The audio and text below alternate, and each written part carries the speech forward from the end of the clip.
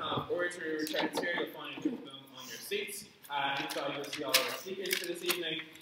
Please do fill those out as we use those at the end of the year to give out prizes and medals to our speakers, so they are very important for them. It is pretty detailed instructions inside on how you should fill them out. Great, without any further ado then, I'll hand you back over to our chair to start the debate.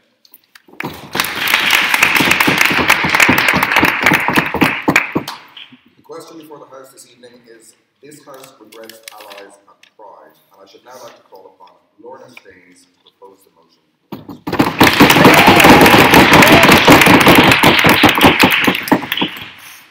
Okay, I need to time it.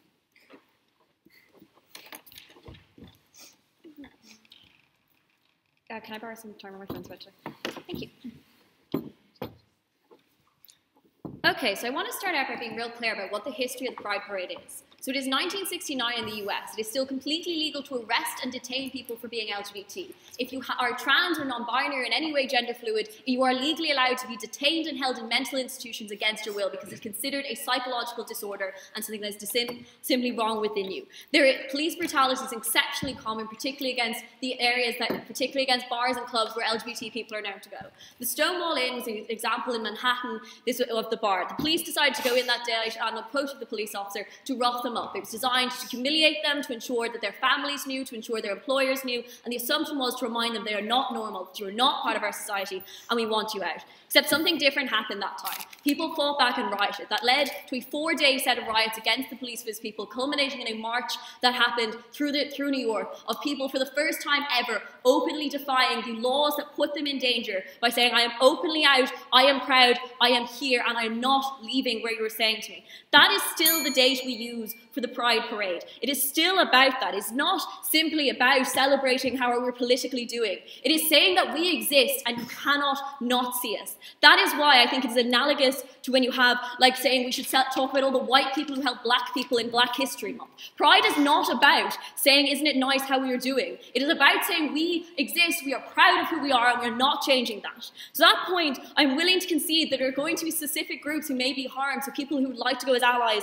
but don't want to come out. But I think there are other ways to do that, including like the wonderful workshop I work for, Shout Out, and other ways online and in person. But I think the message that we exist, we are proud, and we are proud ourselves is something that is still vitally important to us, because while it may no longer be illegal to be LGBT, the homophobia exists prominently. You're still taught in schools how heteronormative, you're still taught about that hetero life that you designed. The implication is always that you are less than normal, that you will have a less than good life because of what you are. I think the message and goal of Pride is something we should never contend, and I think allies harm that. Why? So understand ally involvement. I understand we need allies. I'm not confused about that. But do understand, ally means I don't actively oppress a group in society. I would consider that the bare fucking minimum to be a human being, not something we massively praise, not something we should be celebrating in high spectrums. But I understand that is not the reality we live in. But understand as well the reality we live in. It is just condescending that I have to be told my life and how I love is being verified by other people. It was embarrassing and humiliating to go door to door and tell people that because of who I loved, I was not a freak, I was not different, and I deserved the same rights. That was something I had to do to get my rights, but it doesn't mean I have to like it. It doesn't mean I have to celebrate it. I think that people being at Pride is the absolute example of this. The argument for allies being at Pride is it bolsters and it shows how many people support it. I would contend that I don't need to be shown how many people are there. I need to be shown LGBT people who are there. I need to see my group and not be again supported from the outside to verify that I exist. And I think that's how it happens when you have allies at Pride. Two, and specifically, what I think allies do is erase. Because understand, it is much easier for people to conceptualize of allies than it is of queer people. Lots of people don't know any queer people outside of these bubbles. When they see these crowds of people, they then assume most of them are allies because that's what they can conceptualize. It is easier to imagine that all those people are normal and like you, and maybe the guys with the wings and in tight sock boxes, maybe they're gay, but that's it. It is easier to see that those groups are mostly allies and a few LGBT. That continues to marginalize and minimize us and reduce the point of Pride. The parade is to remind us how many of us there are, how diverse we are, how we don't just look the one way they think us, we don't just act the one way, we are all different ages and all different looks. And I think when you have allies there, it is easier for people to mitigate and say that's all, oh, they're allies and there's a few queer people within them. So I think on both both fronts, you start to devalue what it was that Pride is trying to do. It is saying that we exist, not because other people say we exist, not because other people say we exist, and not because other people support what we are saying, but because we alone are proud about it. And I think when allies do it, they reduce the impact on identifying how many of us there are, and they reduce the message, because it just is condescending to have to keep being verified and saying your identity is somehow only being proved when allies are there and allies are supporting it. So that's why I don't think numbers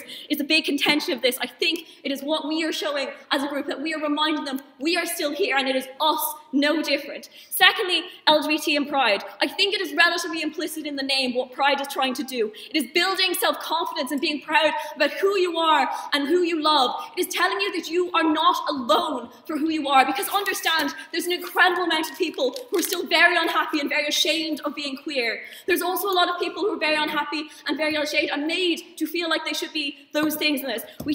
I think that verifying from the outside can only ever do so much. But when allies, I think why? Because I think when you see Pride and it's just LGBT, it's just queer people being there, that is one, inspirational, because that is so many people who are like you and you can see them and know they are living through you. But two, and the biggest thing, it is supporting and growing through each other. It is not by some other party telling us we are okay. It is building pride in ourselves and our own community. That is the most important thing with this. Why? Because we understand and we empathize with each other and we bolster. I think at the core of Pride is making LGBT feel a sense of pride in themselves and being part of that community. I think how that happens is through meeting, through interacting, and through proving to each other that you are here, you are proud, and you are happy. All those narratives that you won't have as meaningful a life or as happy a life, they are lies, because you are all together with these people and they are that. I think Pride is the ultimate example of that unity and that interlinking, because it is from every walk of life, it is from every age, from every group, from every diversity. We all come together and we all overlap within that.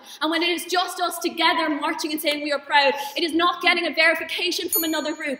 It is your own community bolstering you up and saying it. I say minority culture is exceptionally important, and allies simply can't do that. Why? Because allies just will never get why it is so meaningful and liberating to walk down a street and openly be like, I am queer, I am proud of that, to being that. They don't have that sensation. Two, they will never understand why it is so meaningful to walk together. They will never understand what it feels like to feel like you were the only LGBT person around, like you were the only person who thinks like this, that your life is worthless, you are less, because that is what the thing around you has taught you.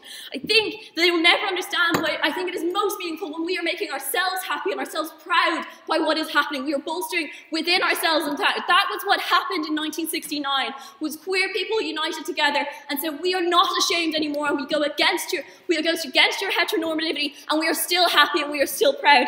I say that Pride should continue to do that. We say that it should be for us, by us, because it brings us together and allows us to verify each other, us to bolster our pride, and us to grow. And for all those reasons, we should now allow them. Proud to post.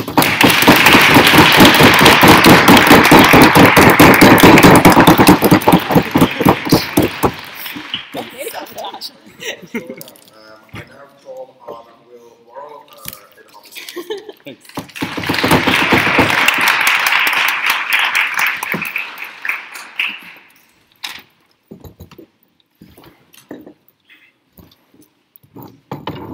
Good evening, ladies and gentlemen, chairperson and allies. My name is William Worrell and I'm going to be opening the case for the opposition. I have three main points this evening. Firstly, what is Pride exactly? Secondly, why it is so important to have allies there with us, supporting us. And thirdly, the regression that would occur when allies are excluded from Pride. So, on to my first point. What is Pride? Pride is this really positive stance the community takes against violence and discrimination and helps promote self-affirmation, dignity, and visibility of the community in society. It's a time to celebrate our diversity, the history of struggle, and our rich culture. But most importantly, it's to recognize that we still need to further our stance in society and work against discrimination. In life, people are inherently mistrusting of people they don't understand, of people they don't know. And this is the root of all homophobia, transphobia, racism, and sexism, is that people don't understand. And I feel that by segregating and not allowing allies at Pride, we will be disengaging them in our cause. This brings me to my second point, why it is so important to have allies at Pride. Well, what do they actually do? They do a lot. They are translators for us as a community to convey to wider society that don't understand us, that are haven't met people of the community, and they translate and show them that we are just as human as them, that we are not different from them, but only in superficial ways. And allies understand us. They understand our struggle for equality, and they recognize us as human despite the superficial differences of sexuality and gender identity. And so it's hugely important that they're there to support us and make sure that the wider community knows that what exactly we are and who we are. And it's also, no thanks, it's fundamental on a really personal level for the LGBTQ members, but also it informs the wider community.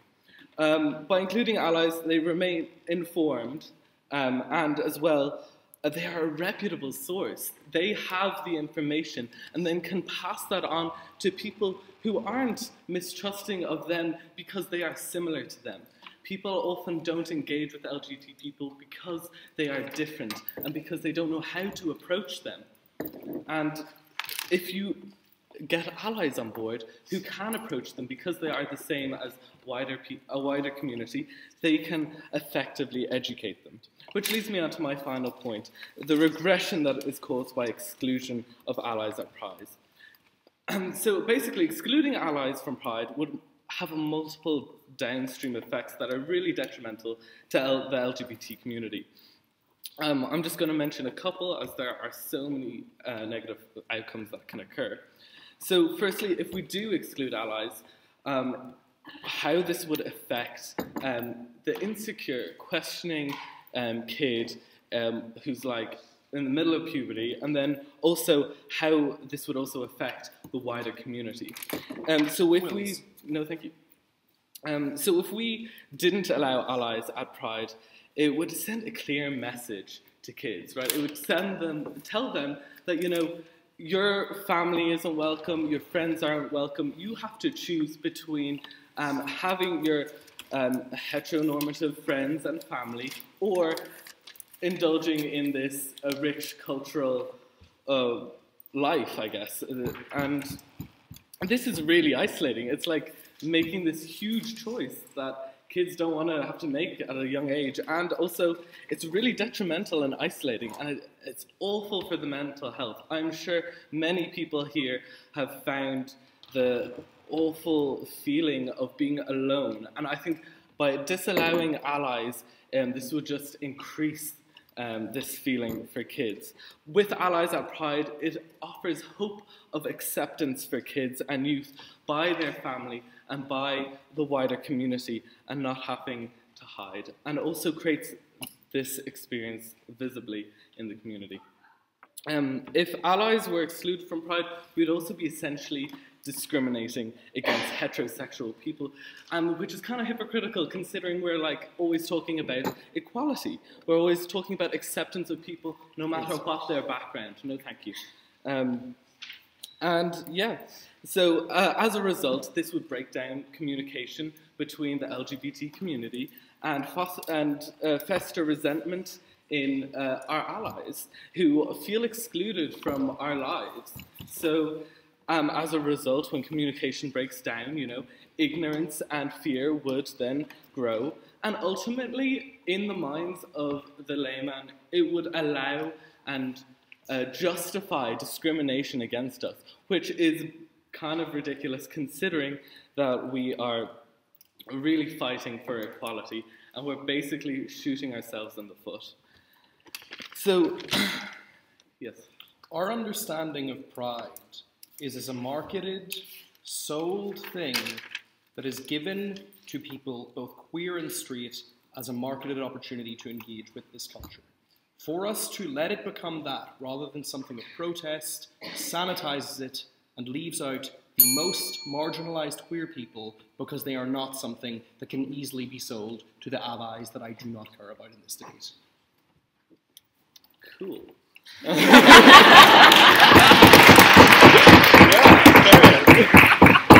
Yeah, marketing is kind of an issue, and yeah, whatever. But like, you also have to sort of also look at the benefits of the allies, and you mightn't care about them, but we can use them as a useful tool to further our cause, rather than just leaving them out there doing nothing for us. So, yeah, basically on that, yeah, I can wholeheartedly say that we on the opposition have no regrets of including allies in Pride in the past, and hope to continue to build communication with them and the wider society, and as they support us in our struggles. So thank you very much. I beg you to applaud.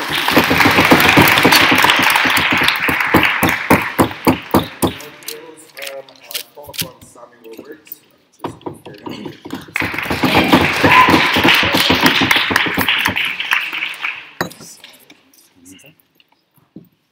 Friends, fellow speakers, members of the College Historical Society, I'd like to thank you very much for inviting me to speak at this event tonight. As I understand, David Norris was unavailable, so they needed to find another belligerent homosexual to fill the gap. And thus here I am. So, let us start by talking about the term ally. What is it, and what does it mean? Because in recent years, I believe, the term has become somewhat devalued, particularly when referring to heterosexual, cisgendered people referred to hereafter as straight people. When you first hear the term ally as a queer person, you may think of an ally as the first person you came out to and who loved you still as your out and your open self. The person who came with you to your first QSOC event or your first gay bar, and the person who called you after you may have told your parents and were worried sick about their reaction.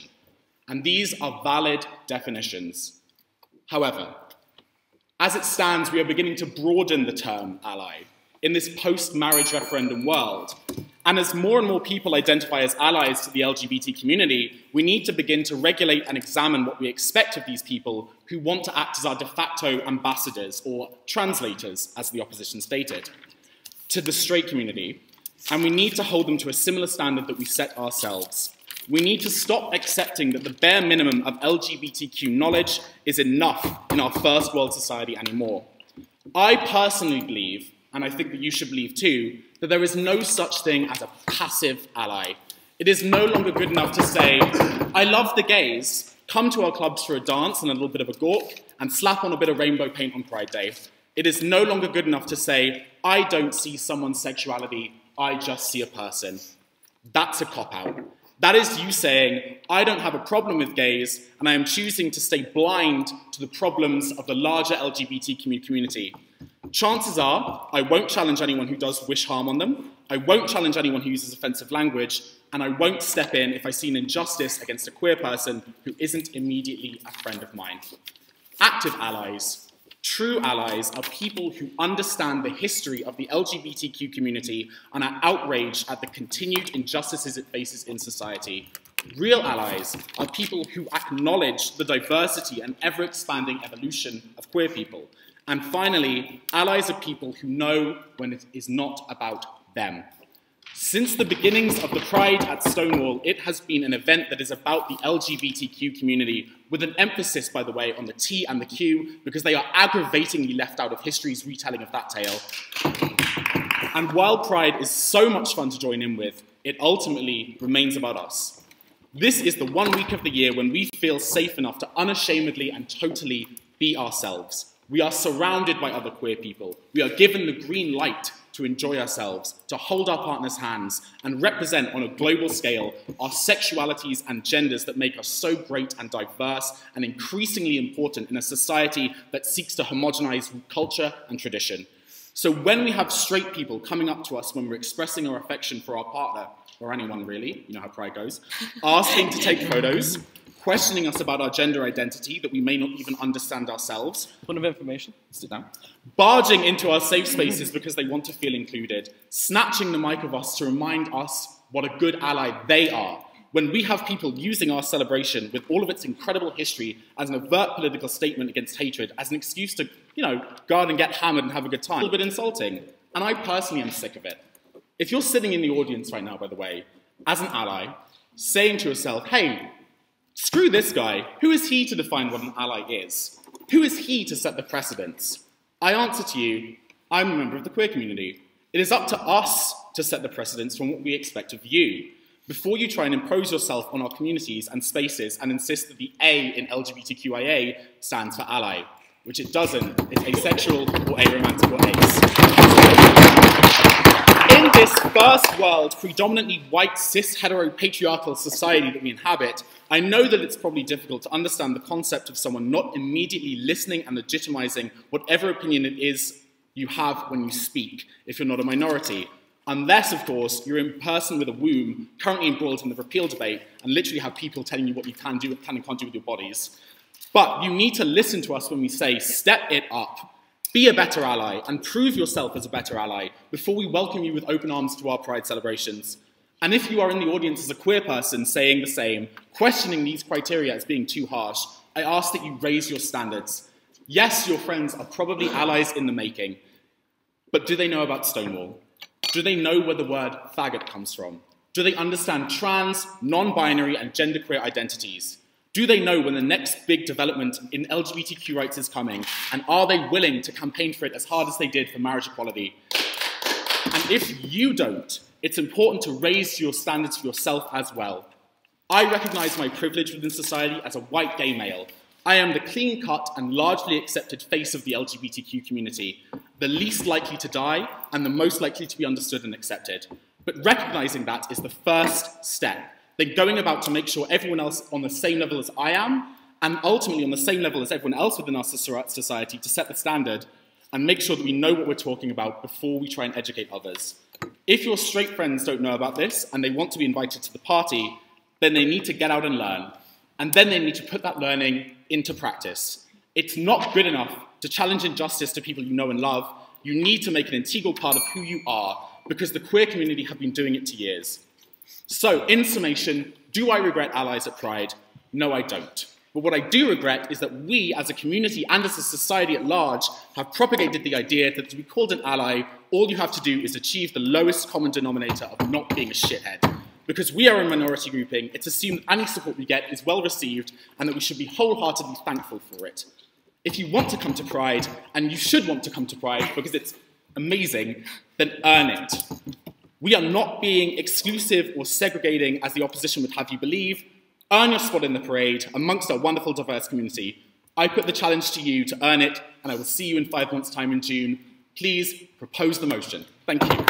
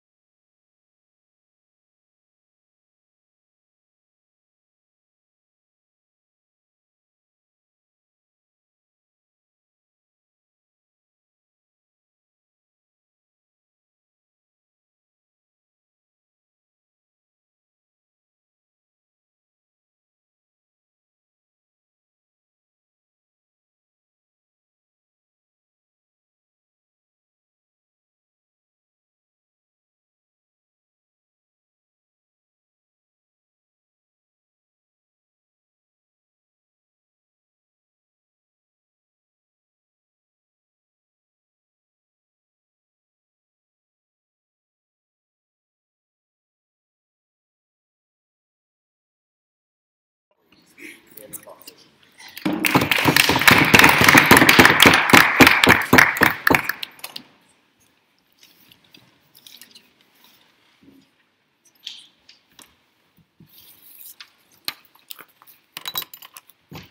Queer friends, allies, never forget what we are. Never forget that we are different, weird, exceptional, or wrong. Never forget that we are queer. Because we live in a world that won't forget that. We live in a world that is hostile towards us, that has rejected us for years, that still rejects us today. We know we are different. We know we are, to many, undesirable, and we draw pride from that fact. In Los Angeles in 1969, one of the first Pride marches was met with opposition by the establishment, fairly obviously. One notable thing, one notable quote, is that the police commissioner advised, when asked about a permit, in these exact words, that to allow a crowd of homosexuals to march down the street would be the same as to allow a crowd of robbers or thieves. We marched anyway, because we are happy to steal from an establishment that robs us. Pride came from our need to protest, from a need to march against the society that wouldn't let us be ourselves, that told us, right, that told us that we should be ashamed of we are. Pride, the word pride, is an affront to that. It is us saying that we are proud rather than ashamed. It is us saying that we are happy to reject that we cannot be ashamed. But the first Pride was a riot because of that fact, because we were so incredibly deplorable to many, okay? So then to just let people join in, to let people just accept that fact or ignore that fact and turn it into a party is an insult to all of that injury, to all of those scars, is an insult to everything we had to come through on that note, okay? Then note that this riot, the Stonewall riots, note that when a recent movie is made about them, it's made with a cis white man throwing the first stone, which completely erases massive parts of our community, which is absolutely deplorable as it happens. Because we are happy now to accept a sanitized, the most marketable version of what it is to be queer. That's what Pride has become about. It is no longer about what it is to be queer. It is about what you can market as queer, what people will accept as queer, what people will buy if it is queer. Note that when we do this, when we sanitize this, right, actually let's just talk about what this has to do with allies. Because for a small minority of us in society, Pride is a fight. Pride is a struggle. Pride is something that matters to us. For a majority, Pride is a show. Pride is a party, an occasion, whether or not they choose to engage in it. That is something that is just unbelievably insulting to so many people. Why? Because I would be happy for Pride to be a party, for Pride to be an enjoyable celebration of how far we had come, if we had come far enough. We've not. Because for allies to celebrate is for them to celebrate the rights they have given us. For straight people to engage in Pride is for them to celebrate what we have gotten, how far we've come. But when it's still a fight for so many people, for the trans people, for the bisexual people within our community, for so many other minorities within the LGBTQ community to be acknowledged in any way, it is not a fight that we have won. So then to celebrate in that way as something that is like openly celebrated, openly acknowledged as like a success, just marginalizes these people. Never mind how many queer people all over the world still fight and still struggle today. No thanks. Okay? Finally, note that when Pride and when our identities become a party for everyone, they're a commodity. They're something that can be bought and sold, right?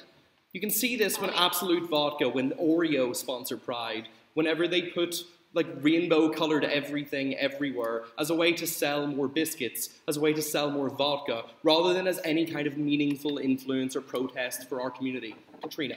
Okay, so that so far sounds like a speech as to why capitalism is bad. While I agree with you, why does that happen? Because at the point where, and I know you hate it when I say at the point where, but I said it there, okay?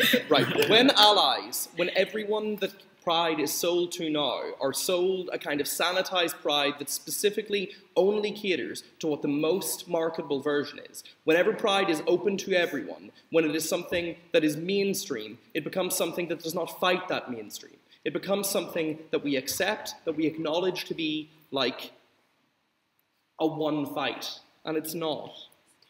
When we commodify everything, when rainbows become normal, whenever they're not something that is seen as like a symbol of a fight, right? When they're not something that we use to, you know, whenever we can't use our identities as something to fight against the oppression that still happens today, we give up that fight. We say that only some of us, that the people that have already been given rights, are the people that we are happy to stop at that point. I'll take Eamon now. Ollie, if it's a fight for me to reconcile being proud and being queer, and allies help me do that, and helping me being able to attend and being able to reconcile that, how do you further that project? Yeah, because equally on the other side, you have so many queer people that are marginalised at Pride, so many queer people that feel marginalised by the fact that that no longer becomes a space where they feel safe, whenever they have to question what each and every person there would judge them by, would think of them. Whenever you have a community, and a queer community, that has to question what all of the people that engage with us think of us at events that are focused directly upon us, you have a queer community that no longer caters towards the most marginalised people in that community. So I'm happy for Pride to be something that caters to every single queer person. I think that's exactly what it should do. But I think that's destined to be what it fails to do. You're out of time. At the point where we decide that it is worthwhile and more worthwhile to have the kinds of allies that would still question whether bisexuality exists, the kinds of allies that would still question what kinds of rights trans people should have at this event, rather than having those people being able to speak freely and openly and see that their rights are being acknowledged and fight for those rights. We cannot have a mainstream Pride. We cannot have a Pride for everyone. It is a protest. It needs to remain as a protest. It needs to remain something queer.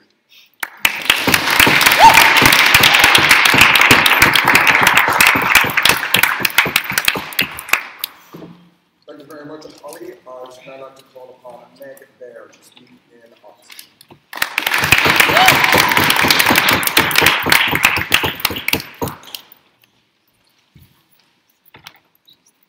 Does anyone have a timer?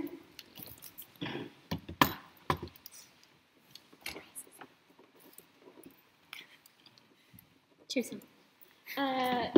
Like, just before I start, I want to say that it is genuinely an honour to talk about Pride in front of a picture of Sylvia Rivera, one of the founders of the LGBT movement, and like the reason that we're all so like able to talk freely here. And I am just genuinely honoured to get to do it in front of a picture of her, because I owe so much of like my life and my happiness to her. Okay, so to my speech. There's always going to be straight people, and I, for one, am not thrilled about this.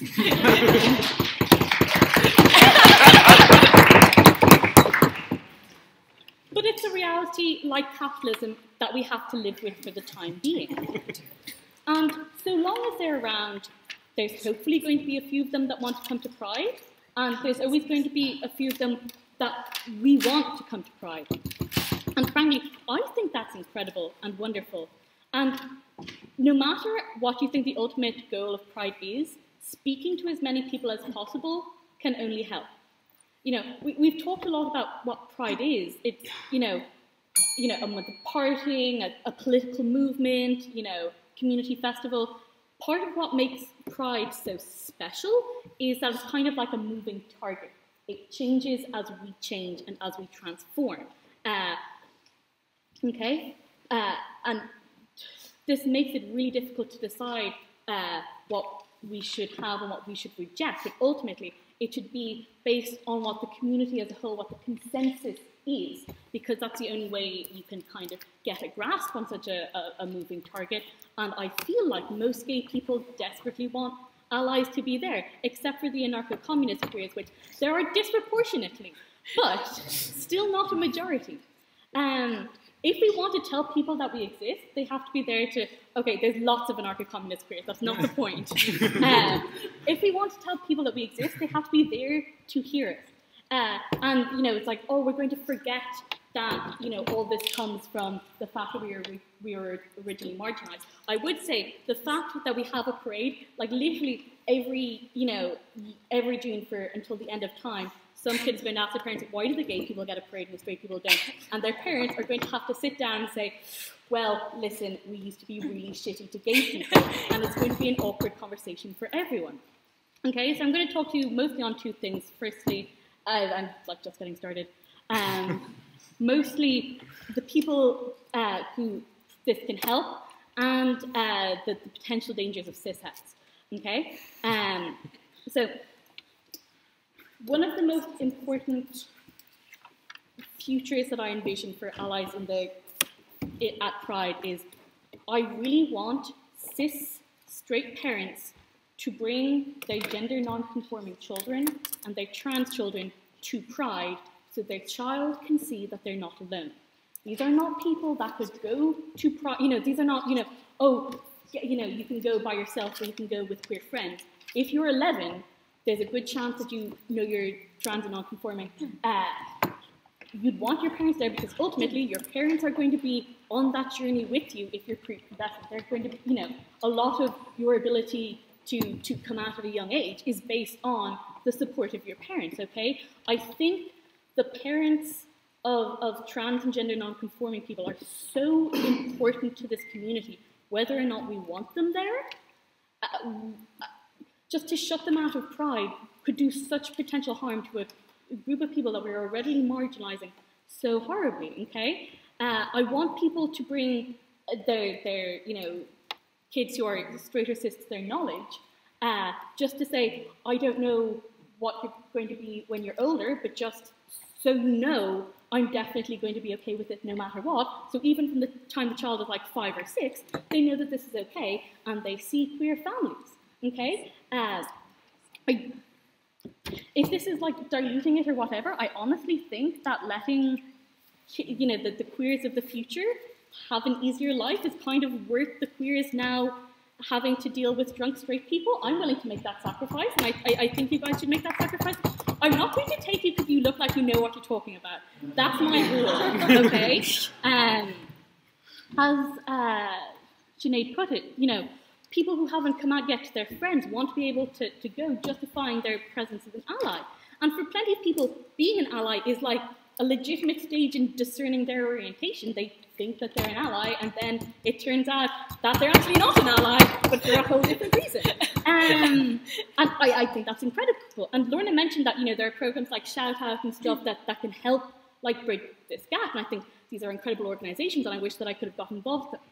But there's a huge difference between people coming to your school and you going to Pride. Because like going to Pride or a gay bar for your first time is almost like a baptism into the gay community. It's a very different thing, okay? It's sort of like your debut.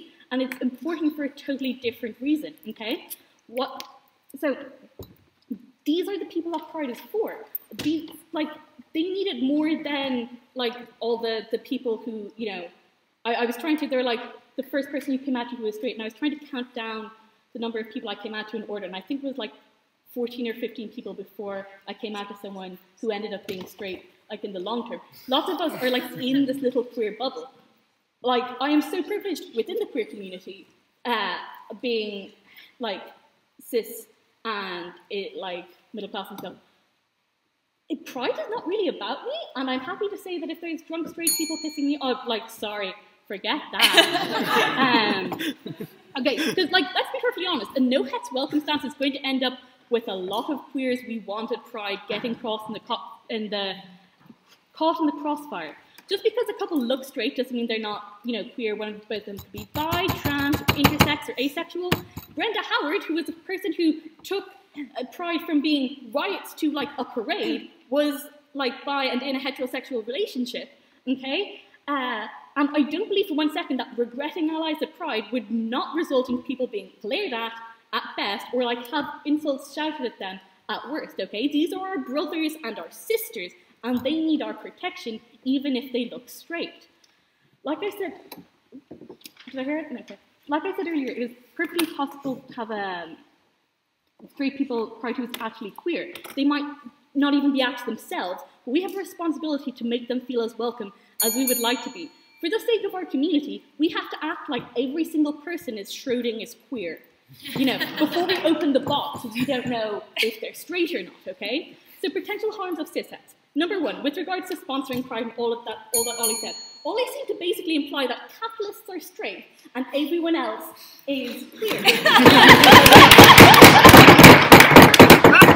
I just really wanted to look Tim Cook in the eye and tell him that, because so much of the commercialization of so much of the commercialization of Pride is coming from queer people within capitalism. Like, we're going to have commercialization regardless of the allies, because where there's also gay, capitalists, and where there's money, there's going to be marketization.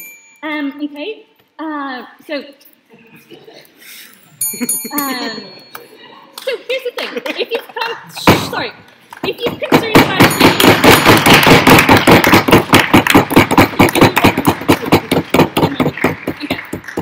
So basically, I have this dream that this June, the day before Pride, I'm going to walk into my kitchen and my mom's going to be like, I thought we'd go into town tomorrow and see the parade and have a picnic in Marion Square.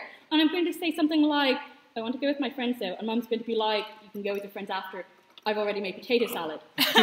And we'll sit in the sun in Marion Square and with my parents and my brothers and my sister.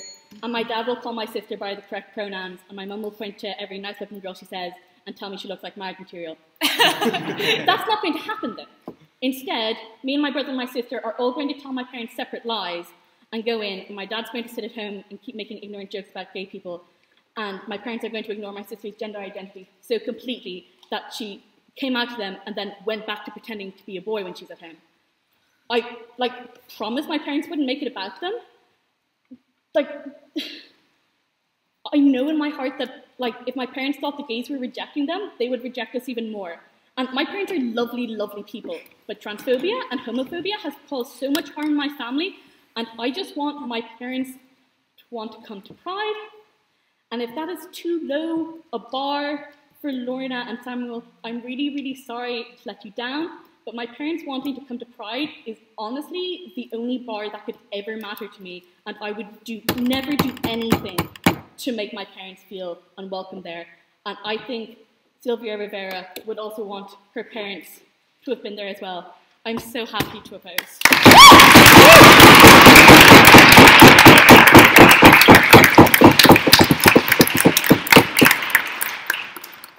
Just before we go on, I'm just going to announce the floor speakers, unless anyone else would like to have their name in.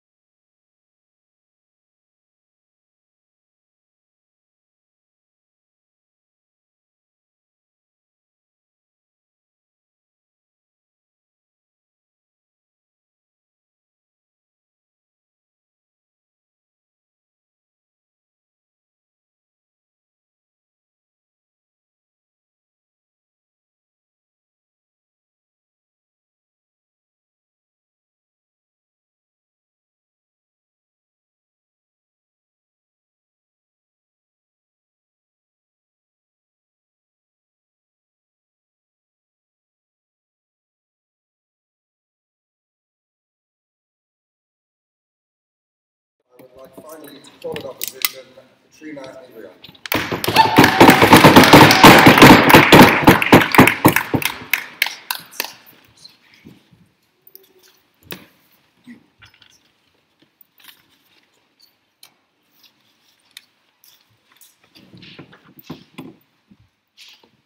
Okay, so first of all, just to deal with the thing about who's an ally, I just think that Peter and I probably agree on most of all of that. I think the thing is I would not class corporate sponsors as an ally in any sense of that word that has any degree of like credibility or, you know, a shred of decency. I also kind of just think that capitalism and corporate sponsorship at Pride should get in the sea, actually probably in general.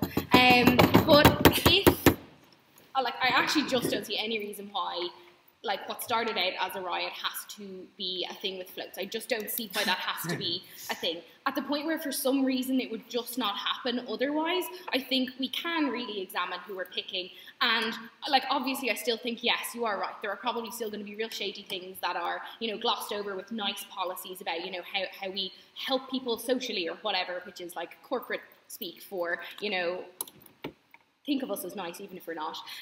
But I think that there's nothing to stop people from actually standing up and fighting or raising those issues. Like, I don't think we have to be complacent just because we may have to live in a world where capitalism and corporate sponsorship may have to be realities. Still just don't really buy that we can't fight that too. Then in terms of this thing that we got through Prop of like, these allies who are just going to be there to have like a good set and who are going to like say horrible things. Like, again, like, I really don't understand in what version of the word ally that falls under it. And I think that we can, again, simultaneously have allies and also turn around and say, well, that level of behaviour is just simply not acceptable. However, I think that, like, what we hear then from the guys on OP about, like, the importance of having allies to be able to bring along. So, like, I actually haven't been to Pride. I think what Sinead said about the idea of, like, weighing up going with a load of straight friends. Ironically, of course, none of my straight friends would go because I felt it wasn't like something they should be at. So, irony of that one. Or going with other LGBT people just simply for the fact that they are members of the queer community. And, like, I think that's a really grim way up. It's like, okay, well, I could spend a day at a thing that I really want to go to with people that I don't really know, particularly, like, they're not the people that I really want to, like, spend my day at Pride with, and I think that is, like, I don't think that's the biggest problem in this debate, but I do think it's just worth keeping in mind. The other thing is, okay, I don't actually remember. I've just written down people are idiots sometimes. I'll get back to that and I might remember what that meant. In terms of, this idea that we should have these allies. Oh, yeah, still on this. So, like, I just don't understand why some of the kind of allies that you guys are talking about, why on earth are they at Pride? Like, why is the person who is, like there are pubs all around Dublin. You can go to a different pub, you can go for a different set. No thanks. And I think then even at the worst version of it, if somebody is says horrible things, but they are the person who stopped a trans teenager in Dublin from killing themselves to make it to the point where they can actually attend Pride themselves. Like, I actually think I am willing to take that burden on our side of this house. Like, I think I am willing to say that it's fine to call them out if they do say stupid things, but if they have been that much of an ally to somebody, that they have a valuable presence in what they facilitate somebody else from doing and a way in which they facilitate somebody else from living. That's everything from that page. Okay, then the stuff about, like, okay, so yeah, we, like, the thing about the party that Ollie was talking about and how, like, we haven't come far enough. Like, I just don't think we will ever have come far enough. Like, also, like, as a woman, I don't think we're ever going to reach, like, a perfectly equal society. And I think that that's, like, okay insofar as that I think we can do two things at once. I think we can say that we are not happy with the rights that we have afforded to us and handed to us and still celebrate how far we have come. Like, we came a huge amount in the last few years, still so many places left to go, but I think we can actually do those two things at once. And I think it links into the sponsorship thing. I think that is just always going to be a thing. The more rights you have, the more mainstream your people, your movement, your all of these things are going to be. and that is just then going to be kind of inevitability. I will take one of you in a little bit, but not right now. And like, I think that's not pride specific. I think that's just about us being able to put on multiple hats, to being able to continue to fight, for being able to continue to celebrate, and also being able to be flexible in the way that we approach these kind of things. And then the stuff about like marginalised members of the LGBTQ community. Like, I just think that gets worse for some members of the community when you tell them that they have to be a member of a box that is like clearly identifiable for them not to wonder, are they an ally? Are they taking up space from somebody else? Are they one of these people that we are kind of, to an extent, demonising, like in terms of whether or not they have a right to be at Pride? So, like, even Sinead's example, I wouldn't even have thought of like how that example plays out. And like, even then, that might be like an example where a box, like a person might be able to say, yes, I would identify myself in this box, and yet that still poses problems. What about people who don't identify within one of the boxes within those community? So people who are like somewhere on a spectrum and don't know. So first of all, how does it feel to have to even like wrestle that out with yourself to decide whether you should be at Pride? And then even if you get there, like, how many awkward conversations do you then have to have with people like, oh, you're going, oh, okay, right, and knowing that you're being judged, and not necessarily wanting to have that conversation. Yeah, go on. With regards to the idea that corporate sponsorship is inevitable at Pride, like, the Women's March on Washington is one of the largest protests that has ever happened. It doesn't have to be major corporate sponsors. Oh, like, I also agree that we could probably just throw all the sponsors in the sea and have still have a great time. But I acknowledge that some people, maybe that's important, but I kind of think we should just, no.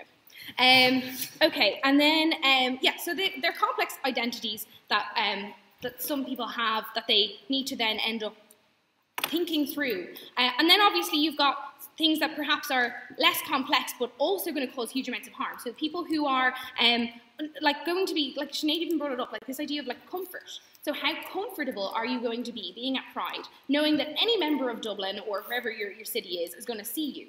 And how much are you able to just kind of be like, well, I'm at Pride, that means like something and nothing. It means something in that it means that I am somebody who wants to go out and celebrate the LGBTQ community and to fight for further rights and to celebrate where we are, but without that having to mean that I am X or Y thing, and that then that can like get back to whoever it is that they might want that to get back to. And that's like a legitimate fear that people have in their lives. Like, given the fact that we are not there yet, like that is like a toss-up.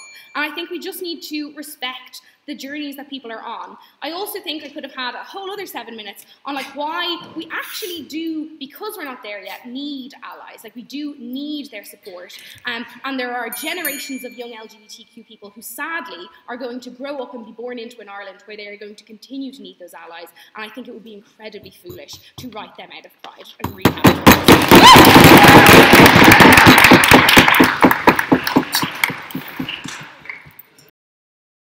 Thank you very much, Katrina. I'm going to pass over to the Secretary for the floor speeches.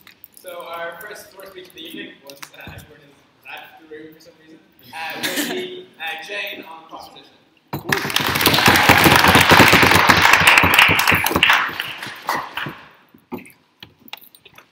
I know much of your dreams talking in another gay debate, but sure, look. Can I get a timer off someone? My notes on my phone.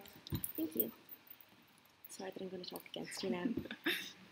My name is Jane and heterophobia killed my dog. So, I'm going to start with a story from the George last Saturday. Now, ladies and gentlemen, I really do identify as like a gender non-conforming lesbian. I currently have my Swiss Army knife on my carabiner, on my cargo pants. I was having a bop in the George with a pal, and a man comes up to me and goes, I like your haircut, what's your name? And I was just kind of like, why are you doing this here and now? What have I ever done to you? Get away from me. And that's how I feel about straight people at Pride as well. So, like, it's not as though, like, opera kind of being like, oh, you'll get, like, policed and banned. We're obviously not trying to ban everyone. We just think that if someone really considers themselves to be, like, an ally of the community and wants what's best for the community, it'd be cool of them to, like, stay at home and let me go out with my gay pals, you know?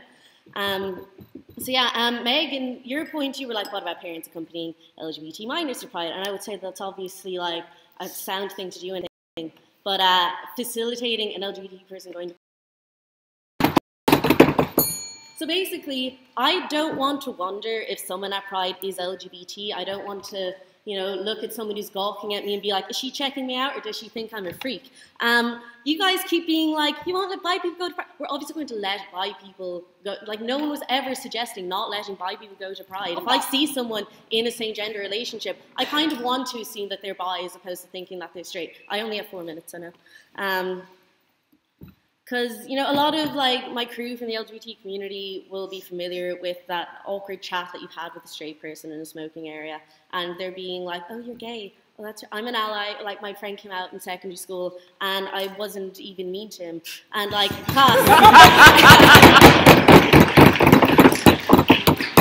I'm thrilled for you. That's incredible. Fine. Okay. I don't want to have that conversation at Pride, you know? I don't want to be marching in the street and to have someone go, yeah, you know, I think that gay people are fine. Like, that's not the place for me to have that conversation. We had the point of straight allies being translators for the LGBT community. And you know what? That's cool. Do be an ally. Do be a translator to the LGBT community. You probably don't need to do that job at Pride, because there are other LGBT people there. I'll talk to them. I won't go through you. And if you want to be a translator, do it at home. Talk to your parents. Talk to your grandparents. You know, the whole Ring Your Granny campaign. That was your time to be the translator. Yeah, just Pride is not the place for you to kind of go, they're people too, because we know, we're there. Like, as far as straight people, like, generally showing their support at Pride, I mean, whatever, if they want to, like, show out on the sidelines, if they want to sort of be like, yeah, cool, you're here. I just don't think it's their place to be marching in Pride. And furthermore, we had Weird Harm from OP that suggested that the LGBT Pride March being for LGBT people would suddenly unleash this barrage of like homophobic violence on us. So I guess if that does happen and the straights want to put up a human chain so that I don't get knifed, that's sound and they can do that. And yeah, and then in that point as well, if you're closeted, like, again, you can be on the sidelines or whatever, it seems weird to, like, want to march in Pride but to not want people to know you're gay. And I know that it's complicated being closeted and everything, but it's just, like, I don't even know how safe that is as, like, a closeted thing to do, because as Sam was saying, you get weird questions. You have people going, so are you gay or what? Have you actually shifted, girl? Have you ever tried having sex with a man? What gender are you? Why is your hair short? So, you know, in that respect, like, the current situation isn't exactly class we closeted either. And, yeah, basically there are a lot of ways to be a cool straight ally without marching in Pride. And since I regret straight people as a whole, I do, by extension, regret allies at Pride. And we have 5 seconds left, so I'm going to say that during this debate, I came up with a good drag king name. It's Stormy Lou. Thank you.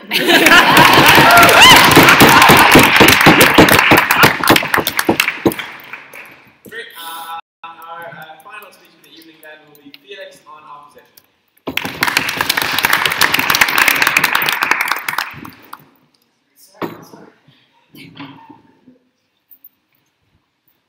I wasn't planning on speaking, but here I am. I have many opinions at all times, so just give me a second. So, membership in general of all genders. My name is Felix O'Connor, and I am an ally. I'm also a non-binary transgender polysexual. However, despite having not 1, not 2, not 3, but 4 ways, at least, in which my gender, sexuality, and relationships are queer, I do not often feel welcome at Pride. The reason for this, I don't have allies there. I don't feel an ally presence, not enough of one, anyway. My last Pride was deeply mellow. 1 year onto a week in a hostel in Newgrange with 50 fellow trans people. 50 people, not all like me, but united in common struggle. People who didn't always understand each other, but all of whom were trying and making strides when it came to learning what they did not know. A week of positivity around being queer enough, around being valid, around, OMG, I thought that was just me. It was an incredible experience and one I will never forget. But I'll be honest, the next day, Pride was shit for me. It was like jet lag, only I traveled 1 county. 1 county, but into a completely different space. I was completely exhausted. Too many people asked me what my flag meant. It was the trans flag. Too many people looked strangely at myself and my then girlfriend, unable to believe that either of us could belong there. Again, 4 labels. I need allies at Pride. I need allies of all sexualities at Pride. because too many cis gay men make C-section jokes and act as though abortion could never affect them. Too many lesbians act as though condoms are useless to them and unexpected pregnancy is an impossible concept, all inherently transphobic concepts, whether they really are not.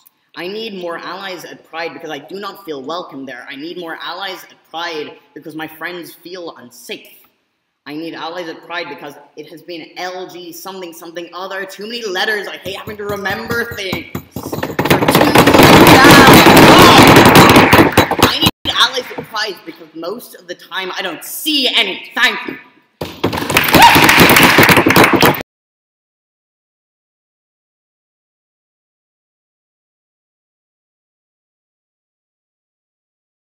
Well, first of all, I'd like to thank all those participating. I was somewhat apprehensive coming here that I would find artificially staked out positions or polemics.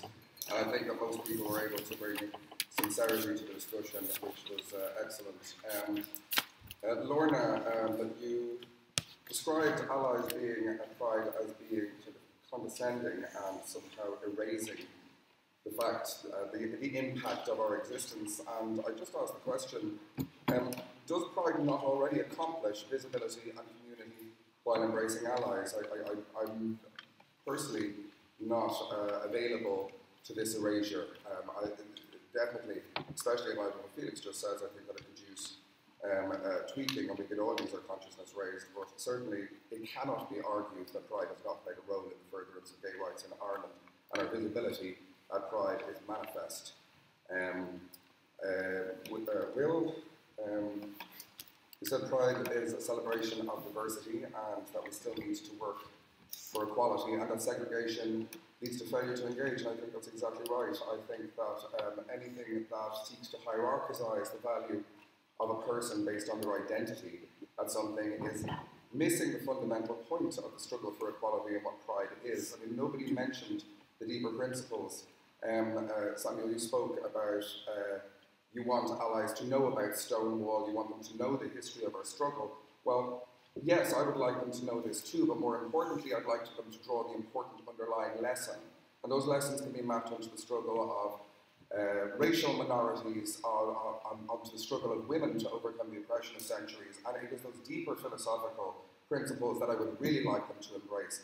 Yes, it would be good if they knew the particulars of the struggle that brought us to this point, but they are not the key thing for them to understand, because otherwise they will always be the equivalent of a plastic paddy then. If they're just embracing it because it's brand gay and they've read about Stonewall, rather than understanding the implicit need for all humans to have equal dignity in their state before the law and as citizens, well then they have somewhat missed the important point.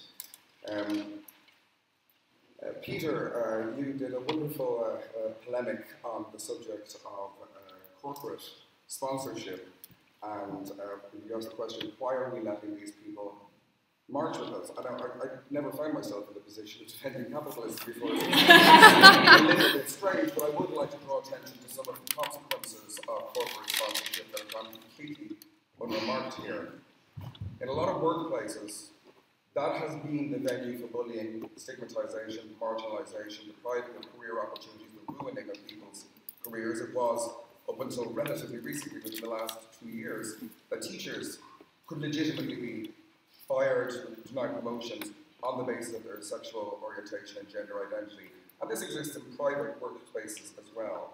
We now have a situation where, however odious Peter Thiel is, the company that he founded, that I think he has very little to do with these days, is now in workplaces in Ireland, individuals who identify as LGBT now have a framework in which they can organise for a month or 2 months in advance of Pride, where they can engage people in their office where their identity is clearly not going to run in conflict with the authorities in that. And that's from Ernst & Young to Google to many of the Gardaí, for example. And workplaces and people's lives have been transformed because of corporate engagement with Pride.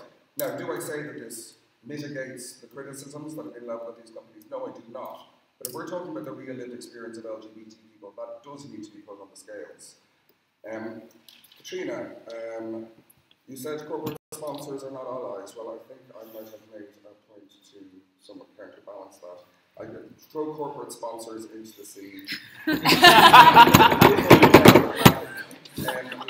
just handed in the sentence, it would be cool if straight allies stayed at home and let me go out with my, oh sorry, I beg your pardon, I moved on to Jane there. It would be cool if straight allies stayed at home and let me go out with my queer friends.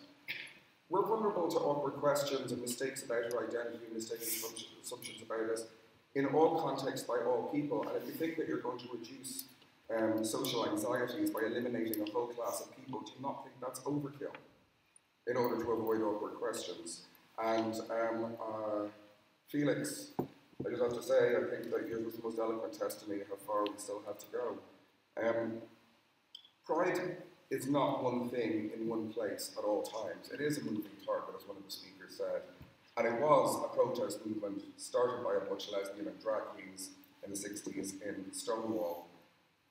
But I don't think that we should necessarily castigate it being a party or corporate sponsorship.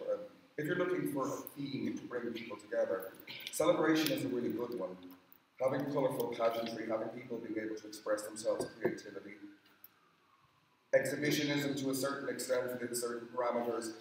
All of these help to draw people and give them an opportunity to express their identity. And if you just wanted to be militants in the street, banging pot lids, then you're not really going to have the effect that you can if you have this wider embrace that embraces our cultural creativity, that embraces allies, that embraces, and yes, disciplines corporate sponsors, because those changes in culture matter and matter to real people in their real lives. So I'm delighted to have heard such eloquent criticisms of what may be wrong with Pride. I take great hope in the fact, I mentioned this just before the debate upstairs, I was at Pride in Berlin 3 years ago. They have 2 Prides in Berlin now, the corporate sponsored one and the activist one. Maybe it's a phase to have to go through before they can bring the community together and harness all of their energies as one. Maybe competition between them will be good. But I, for one, am extremely glad that the Pride Committee in Ireland have managed to balance with corporate sponsors and do it with a clear and rational eye so that they are not hijacked just for brand glorification and the halo effect. And as long as those safeguards are in place, I hope that Dublin Pride stays united and move forward. Everybody, every identity, because fundamentally, philosophically, that is what will advance our cause. Not some auction of which identities need the most attention and which are the most oppressed. And compassion, that will raise.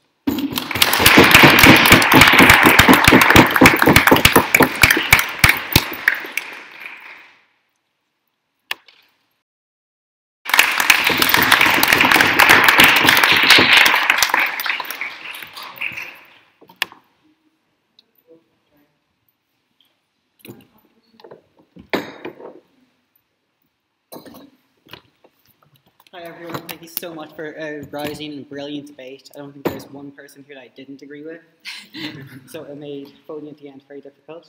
I want to thank the HIST for holding the debate. I also want to thank the SU for organising Rainbow Week with us. It's very hard work, but so rewarding. Sean, the LGBTRO, has done great work. 2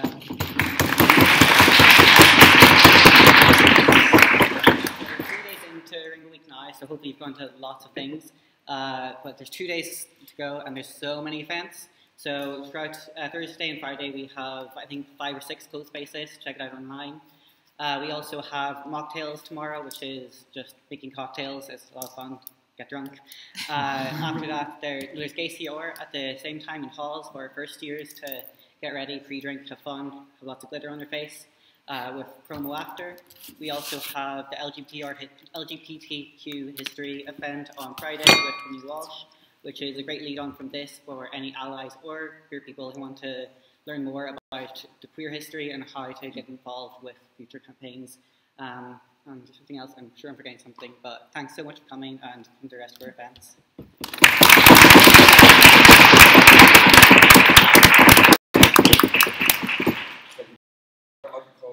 Call upon me to announce the Society's forthcoming events. Great, yeah, first of all, I'd just like to thank our guests, to